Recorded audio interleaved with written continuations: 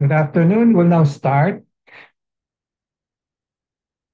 First of all, I'd like to welcome everybody to this pep talk this afternoon. Please mute yourself, but always show your video picture. Sign in your name, your Facebook account, or email address in the chat box. Please include the names of companions attending with you. Use the chat box to ask questions and make comments while the pep talk is on. There will be group pictures at the start and end of the pep talk, so please show your faces in the video. Reminder, after the pep talk, please take the online Learning Com Evaluation Test exercise or OLETE for mastery of learning and have the perfect score to get a certificate like the one shown here. I have placed the link in the chat box. And then another reminder, obtaining 25 OLETE certificates will entitle one mentee to a voucher for a RO Hoson medical consultation, either face-to-face or telemedical. The request is for you to type in your feedback in the chat box during the open forum and before we adjourn. Let's now have a group picture taking before we start the pep talk proper in 2 minutes. Please turn on your video now. Show your faces.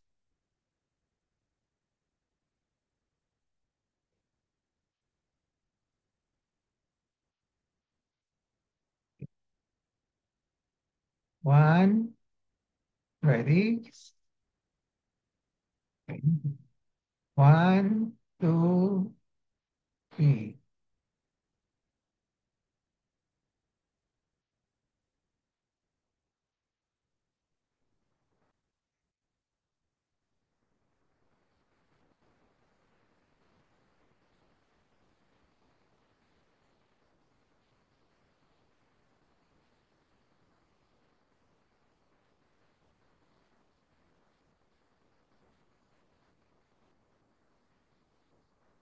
I have a patient empowerment program in which I like to empower the lay people or patients to take control in the management of their health. I started the pep talk on May 15, 2021 during the COVID-19 pandemic. There are 3 courses in the pep talk. I completed the core course. Here are the contents on October 9, 2021. Then from October 23, 2021 onwards, I've been tackling health disorder courses and health issue courses. May 18, 2024 marks the start of year 4 of the RO Hoson Pep Talk.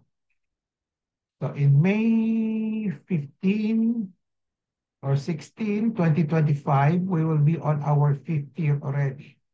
And how long the pep talk will last will depend on our enthusiasm, discipline, and perseverance. My pep talk today is entitled Goals in the Management of Patients. The empowerment objective is for the lay people to have an essential understanding on the goals in the management of patients as part of their health management. Oo. Umalis na din kagabi, kumain lang.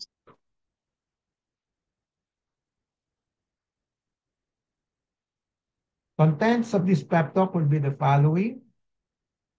Why should lay people know about the goals of the physicians in their management of patients? What are the goals in the management of patients? And number 3, what are the basic principles or processes in the physicians achieving the goals of the management of patients that lay people should know?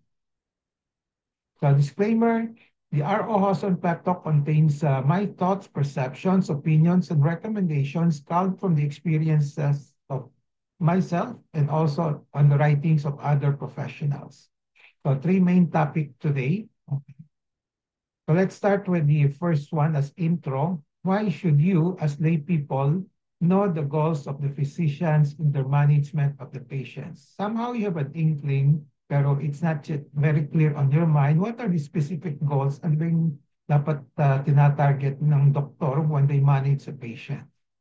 So the reason why you should know the goals of the physicians in the management of the patient is essentially for alignment purpose and to achieve good outcomes. So physicians and the patients must know and must have a common understanding and mutual agreement as much as possible on the goals of management of patients so that both patients and physicians are in sync or synchronous. They're on the same wavelength. So pareho yung iniisip nila, pareho yung tinatarget nila. Okay? Now, what are the goals in the management of the patient? Up to now, there is no so-called universal or official pronouncement by the World Health Organization, since this is the international body on health. So wala pang universal pronouncement on the goals in the management of patients. Kung meron, mas maganda para kakaisa tayo sa iintindihin ng goals in the management of patients by the physicians para mas madali. Huh? There are so many ways of formulating and stating the goals in the management of patients. May kanya-kanyang formulations. No? If you read the internet, may kanya-kanyang sabihin, this is my goal, this is his goals, etc., etc. I have formulated mine, and I will explain my basis. No? So, essentially, for me, the goals in the management of patients are the following. Resolution of the health problem of the patient in such a way that the patient does not end up dead as much as possible with no complications and disability, and in such a manner that the patient is satisfied and there is no medical legal suit. So ito yung pinaka-clear-cut, definite statement on my goals in the management of patients, which I have been using circa 1985 or even earlier, okay, up to now. Okay? So these, I think, are the universal goals of all physicians, and this rightfully should also be the expectation of the patients. So think about it. This is also you're looking forward to all of these things when you have a doctor managing you. Okay? So if you go to a doctor, if he manages you, make sure that you don't end up dead. It's possible that you might have complication as much as possible with no complications and disability, and in such a manner that you are very, very satisfied or at least satisfied, and then there is no medical legal suit, no negligence on the part of the doctor. So a patient is a person with a health problem or health concern when he consults or she consults a physician. So pag pumunta kayo sa doktor, meron kayong mga reason for seeing the doctor, may health concern kayo, either for check-up or talagang may problema, may nararamdaman. So upon consultation, the physician should solve the health problem or concern of the patient. So yun ang unang target, yun ang unang goal ng doktor. Kasi may pasyente na pumunta sa kanya, may problema, may papatingin, no, na health problem. So kaya the resolution of the health problem of the patient is the foremost and ultimate goal in the medical management by the physician, and this is also expected by the patient. How to resolve the health problem of the patient? That's the main question. There are so many varied ways in which will go through the problem-solving, decision-making processes by the physician and with the consent of the patient. So basically, when the consultation with the doctor is, yung doctor, what he's doing is actually doing problem-solving, decision-making. Kung anong problema niya, kung ano, paano may diagnose, no? Then paano gagamatin, no? And of course, whatever decision making that is done by the physician, there must be an consent of the patient. Pwedeng informed consent or informed refusal. So pwedeng hindi kayo pumayag doon, pwedeng pumayag as long as you are informed. So some of the basic strategies and activities in the resolution of the health problem are Number one, establishing rapport with the patient. Importante, nagkakaroon kayo mutual understanding at least, kung di yung like each other, okay? At least respect for each other. And then diagnosing the health problem. And then after the diagnosis, the treatment, and then advice. So i-explain ng doktor kung anong gagawin, kung anong dapat gawin in terms of recovery of the health problem. In the practice of medicine, there's no such thing as 100% guarantee. Walang magka-guarantee ng 100% ng doktor, no? In the complete and successful resolution of the health problem, and no complications and side effects that may result in disability. So remember, doctors are also human beings. They have limitations. So they cannot, and medicine is so inexact, maraming variations, maraming combinations, maraming uncertainties that the doctor cannot guarantee 100% in the complete resolutions of your health problem, and also no guarantee also on the complications. So the patient is being managed on the basis of best effort by the physician. So he will try his best to resolve your problem, to avoid complications and side effects. So best effort lang. Thus, resolution of the health problems in such a way as a result of best effort of the physician.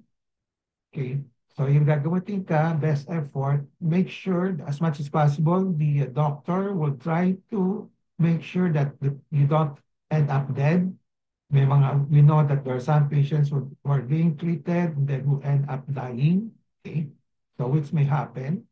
As much as possible, no complications and side effects and disability. We also know about, we have heard about those things also sa mga relatives niyo or through your personal experience, nagkaroon tayo ng komplikasyon after treatment, no? So the doctors try as much as possible, best effort to prevent, okay? Because this can happen. As I said, no 100% guarantee. Since rapport and excellent patient-physician relationship and interactions are important in the outcome of a patient medical management, I added two extended sub-goals. So resolution of the health problem in such a way, in such a manner that the patient is satisfied and there is no medical legal suit. So these are the two extended sub-goals. So medical legal suits usually is an offshoot of patient dissatisfaction. Targeting patient satisfaction and no medical legal suit will promote reinforcement will reinforce the achievement of no mortality or death and no complications or morbidity when the patients treat the patients. So kung ito yung tinatarget ng doktor, no death and no complication, kasama na yung strategy to promote patient satisfaction. Okay. So kung iniisip ng doktor, I want to satisfy the patient, so I must try to avoid the death, try to avoid the complications. What are the basic principles and processes that physician achieving the goal and the management of the patient that the lay people should know? So, dapat anong dapat niyo malaman kung anong ginagawa ng mga doktor. Okay? So, the first assumption is that the physician is competent. Kung hindi siya competent, wala nang pinag-uusapan dito. No? So, the assumption is competent in doctor. So, four basic functions that must be accomplished by the physician.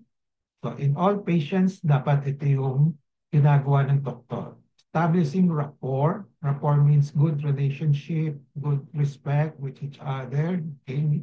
And then number two, diagnosis. And then after the diagnosis, dapat may advice, dapat may explanation. Then the third function will be treatment. Gagamutin, okay, whatever it is, dapat may advice din. And lastly, the last function will be to advise. No? Aside from the advice on diagnosis, advice on treatment, i-advise niya yung mga overall in terms of health restoration, health maintenance, no? Yung mga prevention, recurrence of the problem, etc., etc. So the problem solving and decision making should be rational. Rational means may basis palagi sa mga decision na recommended decision of the doctor, may magandang basis, and then effective. So na-achieve yung goal of the treatment, efficient without unnecessary waste of money, resources, and time. Okay? And then humane, may compassion. No? So, ito yung apat na criteria that I usually use. The problem-solving, decision-making should be rational, effective, efficient, and compassionate or humane. There must be clear processes involved in the problem-solving, decision-making of the physicians. Hindi lang gut feel. Dapat i-spell out ng doctor ano yung proseso na ginamit niya to come out with a particular decision, particular recommendation. Dapat malinaw. Okay? The processes involved in the problem-solving, decision-making by the physicians should be clear. Dapat malinaw sa doktor kung anong process ng ginamit niya. Okay? Then, well communicated, in-explain niya sa pasyente, and then understood by the patient. Importante ito. And then there is an informed consent, or let's put it, informed refusal, pwede rin, from the patient to whatever recommendations and decisions are made. So may ni-recommend ang doktor, no? So, and then, i-explain niya sa pasyente. The pasyente will try to discuss with the doctor. Kung gusto niya, we call that informed consent. Kung ayaw niya, i-respect ng doktor. So we call that informed refusal. Okay lang yan. Dapat tanggapin ng doktor. Okay? So the doctor will have to respect the final decision of the patient, either in terms of refusal for a particular treatment, particular diagnostic procedure, or consent, papayag siya. Then, the physician should also practice patient-centered management. Palaging iniisip yung kapakanan ng pasyente. No? Depende, i-respect ng doktor yung mga belief, no? Yung mga culture, mga emotions of the patients. Wag lang yung doktor, wag lang susunod-sunod sa mga established na guidelines na hindi sinasama yung pasyente sa decision making. Then physicians should always provide compassionate humanitarian services. May compassion, no? And then should always avoid medical negligence. There's such thing as medical negligence kung dapat gawin at hindi ginawa. We call that medical negligence, and these doctors are liable for a medical legal suit. I guess I have placed all the basic principles and processes. If you have anything to add later on, you tell me. Okay? So summary and takeaway, I have briefly explained why should the lay people know about the goals of the physicians in their management of patients. Number two, what are the goals in the management of the patient? As I said, let me repeat, resolution of the health problem in such a way that the patient does not end up dead, no? With no complications as much as possible and disability, and patient is satisfied, and there is no medical legal suit. So what are I also explained the basic principles and processes in the physicians achieving the goals in the management of patients that lay people should know. So takeaway in relation to patient empowerment, we always in touch with the reliable information on the goals in the management of patient. Knowledge is power, it gives power. Use the 4 Ks of patient empowerment, kaalaman, kakayanan, karapatan, and kapangyarihan to gain greater control over decisions and make better decisions on the goals of in the management of patients as part of your health management. So with that, I end my pep talk today. I hope I have empowered you to have an essential understanding in the goals of management of the patient as part of your health management. So with that, okay, reminder before we go to the question and answer will be please take the OLETE for Mastery of Learning and have a perfect score to get a certificate like this. I'll place the link in the chat box. And 25 OLETE certificates will entitle one mentee to a voucher for a RO hospital medical consultation, either face-to-face or telemedical. Please type in your feedback in the chat box during the open forum and before we adjourn. Thank you. Let's now have a group picture taking before we start the question and answer and interaction. Please turn on your video now. Show your faces.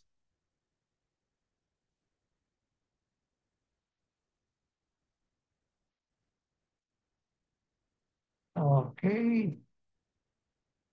Ready, set, one, two, three.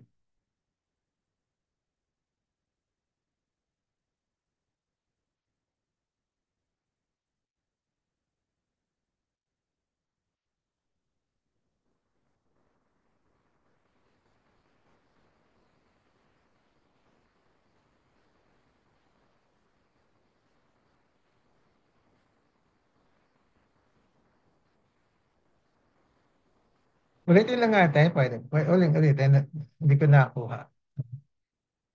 Ulitin lang natin. Ready? One, two, three.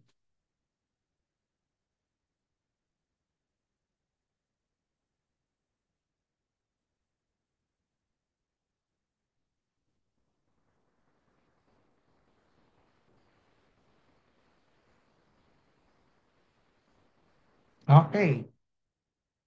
The floor is now open for questions, comments, sharing of experiences, etc., etc. Okay.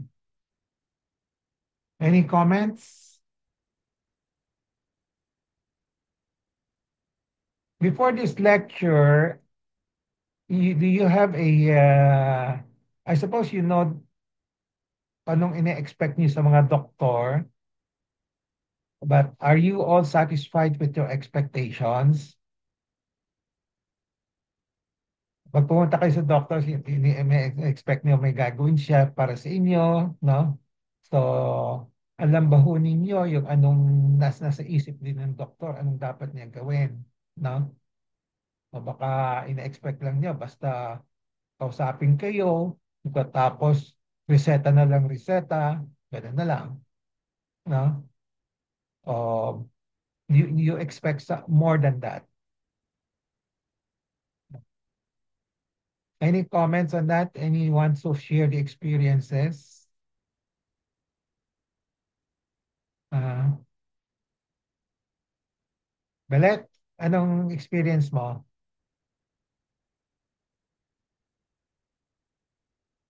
Unmute ka, unmute. Unmute, Belet. Yan, good. Sa ibang doktor na experience ko ay basta lagi dami-dami yung pinapag-on laboratories. Tapos pag nagpa-check up na ho ako, na-expect ko na explain niya yung mga results na mga ayos. Pero Oo. parang hindi ko, parang binakonti lang. Sabi, mataas lang yung blood pressure, ganyan. Magre-reseta na ho siya ng napakadaming gamot. Tapos minsan sabi ko, hindi naman ho ako, tapos pagbalik ko ho, talaga hindi ko ho ininom dok yung ganyan gamot nyo kasi hindi naman ho ako ganyan. Parang yung nire-reseta niyang gamot minsan ho ay hindi naman kailangan ng katawan ko, sa palagay ko. Okay. Tapos kami minsan din nagagalit. Sabihin, Magag ay, charte ka sa ulo mo, kaya hindi ka nakikinig, hindi ka gagaling. Ganyan. Hindi na lang ako naimik. Pero hindi ko minsan iniinom ko ang dami-daming gamot. Ginagawa to. Okay. Hindi yung Oh, kagaya na yung konti lang ang inireseta na talaga yung kailangan lang. okay. Yun po ang aking So experience. importante yung ina-explain, no? And then, dapat may Hindi ko kasamang, masyado na-explain. Kagaya ho nung ambulatory blood pressure monitoring, ang kapal ho nung results, pero parang sinabi lang ho niyan, na normal lang yung BP. Sabi ko, ano yung nocturnal ng dipping, ganyan. Sabi ay, ano, mataas ang blood pressure mo sa gabi. Pero hindi yun niya na-explain ng ayos. Okay. So, yung expectation niyo, magandang explanation, no? Oo, magandang explanation ho sa basta sa mga results ho ng laboratory test. Yeah, at the minimum, no? Aside from Mm. showing you respect, no? Nire-respeto kayo, huwag Mm. masungit. Mo, medyo masungit ho minsan. Kaya minsan, hindi na ako magtanong. Oo. Minsan Pag, ma- nagagalit ho pag tanong ng tanong.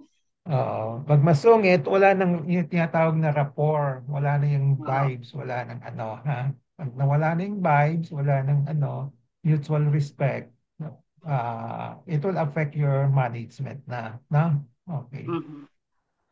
So, in the end, whether you're satisfied or not, yun din, no? Kadalasan hindi rin tinitingnan ng mga doktor kung satisfied yung pasyente nila o hindi, no? Okay. So, basta reseta, alis ka na, bayad Mhm. ka, okay? See Oo. you next week, see you next month, gano'n, di ba? Mhm. Okay. So, thank you for sharing, Belet. Okay. Sige po. Any Welcome po daw. other who have been exposed to a lot of doctors aside from me? Hmm. O, si Lorly. Nandito si Lord. Laurier Ay, Ricaforte. Laurier, ano, ay, marami ka ng doktor pinuntahan, di ba? ay, kayo lang po, Dok. The PGH ka rin, di ba? Sa PGH po, Dok, yung doktor Ha? na chemo. Yung Lakasan mo sa, lang. yung sa PGH po, Dok, yung sa chemo. Yun nga po, yung mga laboratories, Dok. Yung Okay. sa chemo, kailangan daw po kasi yung yung, ano yun? Yung sa laboratory, yung may mga pinapagawa. Oo. Opo, yung sa, kasi tinitingnan po ng doktor ko doon yung kung bumaba yung ano ko po, yung sa dugo. Oo. Kasi pag hindi daw po kasi, kung mababa daw po kasi, hindi ako pwedeng i-chemo. Mga ganun, Dok. Okay. So, ina-explain Yung naman. experience, opo, Dok, pinaalam naman niya na, Good. kailangan iinom ka na, kumain ka ng ganito para tumaas yung dugo mo, para maano ako, makimo. Okay. Sige, buti na lang may nag-explain, no? Okay. Opo. So, the other doctor that you encounter, ako na yun, di ba? Okay. O, kayo. Okay. So, okay lang ako sa'yo? Opo, Dok. Kayo, okay po sa akin. Galing po. Okay. Okay. So, and sino pa? Who would like to share the experiences? Jeng. Si Jeng.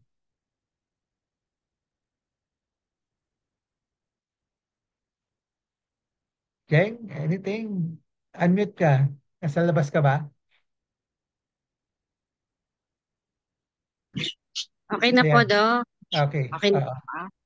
Doc, ano rin po yung, di ba po dito nagpapatingin po ako sa Cavite, sa Lasal. So Oo. far naman po, kaparehas niyo po yung doktor na natingin sa akin dito. Ina-explain po niya yung, nung una po, di mga may laboratory po, o di ina-explain po niya kung bakit ganun yung merong doon sa laboratory ko. Then, binibigyan niya ako ng gamot. Then, pagbalik ko po, may panibago akong resulta ng laboratory. Yung gamot na dating binigay niya, hindi na niya pinapainom kasi okay na daw dun sa high na result ng iba kong tulad ng cholesterol. Ngayon, gagawin niya, tatanggalin niya yung kaso. Meron naman akong panibagong resulta na mataas, katulad ng SG, ano ba yun? PT. SGOT, PT. SGPT. O, doon naman po niya ako ginagamot. Pero nalilesen naman po yung binibigay niya sa akin ng mga laboratory. Hindi po niya inuulit-ulit. Kung ano po yung dapat lang ding ah, ipatingnan ko, yun lang po. Hindi po siya, katulad din po yun, ninyo siya na kung ano lang yung dapat, yun din lang po ang dapat na ipalaboratory at ibigay na gamot. Pag daw, ang sa kanya po, pag nag-okay ka na dun sa gamot na yun at wala na, okay na yung laboratory mo, hindi mo na kailangan ulit i-take yung gamot na yun. Parang katulad po ninyo. Pag sinabi niyo hanggang 3 days o 1 week lang yung gamot mo, hindi mo na kayang kailangan i-take ulit. Hanggang dun lang.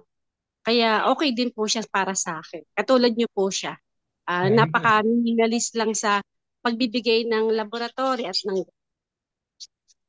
Okay, very good. So, at least nag-explain, saka may reason for doing things, no? Opo, Dok. Salamat. Sino pa? Sino pang gusto magsalita? Baby! Spirito! Baby! Doc,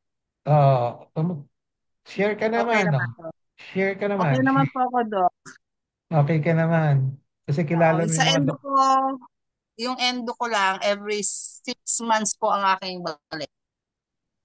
every 6 months ang? Ang follow-up check-up ko po sa endo. Okay.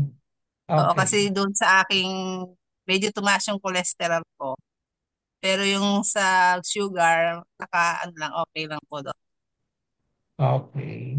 So, Mhm. na-explain sa'yo kung bakit yan ang Apo, ganon. Doc. Oo. Importante Mhm. yun eh, no? Okay. Mhm.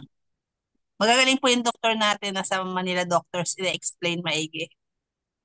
Okay. That's Oo. nice. Apo. Okay. Ano, Thank you, Doc. ano yung may papayo mo sa iba? Papayo ko po, basta kung sinabi po ng doktor na mag-follow up, mag-follow up. Huwag pong i-miss yung pag-check up sa mga doktor. Pero tatanungin eh kung bakit ipa-follow up. Explain na. Yung na-explain din po kasi kung ano yung Oo. yung Oo. check up sa iyo. Oo. So dapat kung may follow-up, titingnan kung bakit, Ah, alamin kung bakit, no? Okay. Wag ako. lang simply, balik kayo, balik kayo, balik kayo. Titingnan natin kung umulit, kung lumiit, gano'n, no? Okay. Ako daw. Yeah. Okay. Thank you daw. Thank you. Anything else? Anyone ano? Ray Benjamin, ikaw nang last say. Mm. Ngayon, aside from yung importance na nag-explain, tingin ko important din if possible, bigyan din ng chance yung patient mag-decide kung ano yung preferred na niya, um, treatment. Like, explain mo sa kanya all the options. Tapos, importante din sa management niya yung siya yung magde-decide yung final na kung ano siya na what she agrees on sa management. Okay, no? So, wag lang pagka may sinabi ng doktor sa inyo, do this, do that, tanong niyo kung bakit, kung anong advantage, disadvantage, no? Okay. So, para alam niyo kung talagang magandang rason, so isunod ninyo, no? Kasi kung di niyo alam, yung minsan tendency is not to follow, kasi kung minsan mahirap din uminom ng gamot na matagalan, di ba? So, tanong lang ninyo kung meron kayong rights not to follow, no? Okay, kung sa palagay nyo ayaw ninyo, hindi nyo hiyang, no? Pero kakausapin niyo yung doktor, sabihin niyo, Doc, hindi ako hiyang dyan, pwede bang hindi na lang, gano'n, no? Okay. Basta may communication with the doctor, no? Okay, matakot magtanong, okay, matakot na mag-express ng sabihin niyo, ayaw ninyo, na concern ninyo, no? Ganon, no? Kung papayag siya na pwedeng wala na, ganon, ganon, no? Okay. Tapos kung di kayo nagsasalita, hindi kayo nagtatanong, so sasabihin ng doctor, gawin mo ito, gawin mo ito, gawin mo ito, no? So mas maganda may may exchange ng mga usapan, opinions, as well as yung mga advice, no? Saka yung mga kung papayag kayo o hindi, no? Okay. Okay. Any more? Wala na. We'll call it a day. May last pahabol? Wala na. So we'll call it a day. We'll see each other next week again. Ha? Okay? Sige. Okay. Bye-bye. Bye, Doctor. Bye, Doc. Bye Thank po. you po. Thank you po, Doktor. Bye-bye. Bye, Doc. Thank you.